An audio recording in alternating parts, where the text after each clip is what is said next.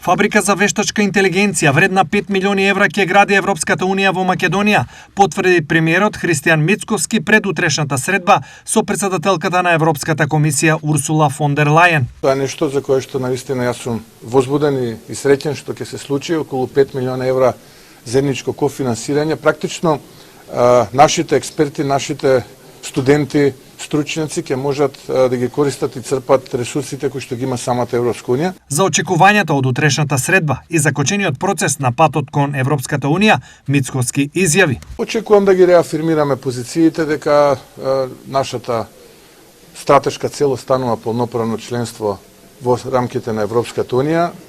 Некако изминативе 25 години како полека да го изгубивме образот, чекорејќи по тој пат, и како малку да остане од тоа достоинство и тој образ, чекорејќи кон тој пат.